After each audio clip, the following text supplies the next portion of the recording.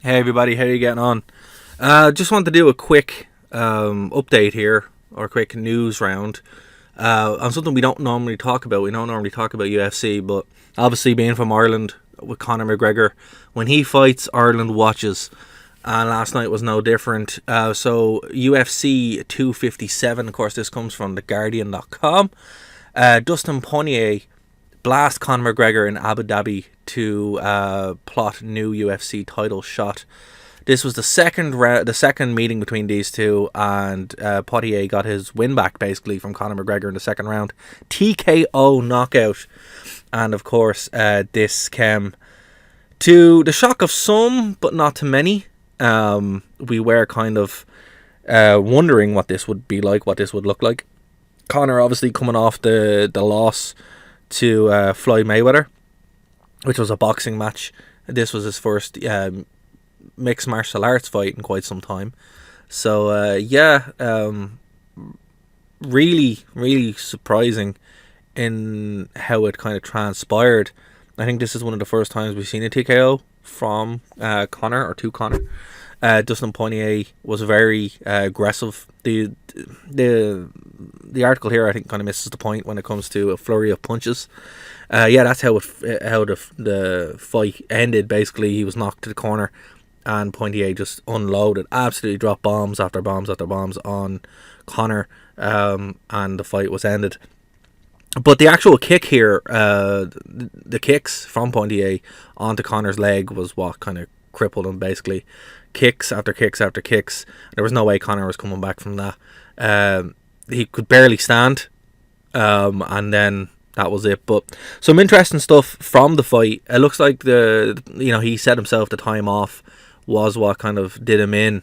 I would say it's a mix of both. This isn't Conor from 3 years ago. This is Conor now. After the whole situation that we have worldwide as well doesn't help things. But obviously this took place in Abu Dhabi, over in Yas Island, or Fight Island as it's known. And is this the end for Conor McGregor? I wouldn't say so. I would say that this is definitely something to consider. There's no champion right now. So obviously this probably could have been the title fight if it was booked that way.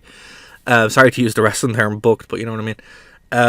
But yeah, I think we could have some sort of tournament maybe with Conor involved and Poirier. But it definitely looks like he is top of the heap right now.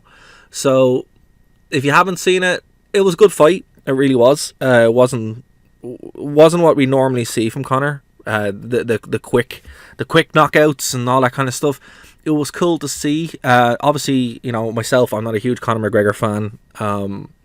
Personally, some of the stuff he did is pretty disgusting. But he still draws. He's still a huge draw.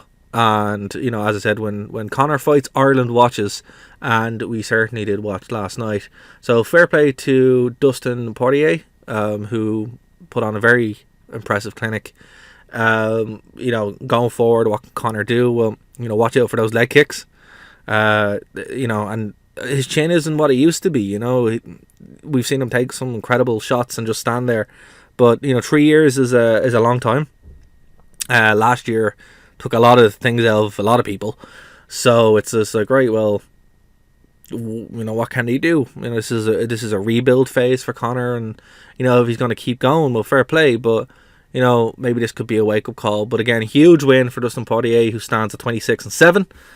So yeah, guys, this is our signing off from the Wrestling Rewind. We will be back as normal here on Phoenix 92.5 FM, the Wrestling Rewind, and Nerd to Know Media. So we'll see you guys very soon.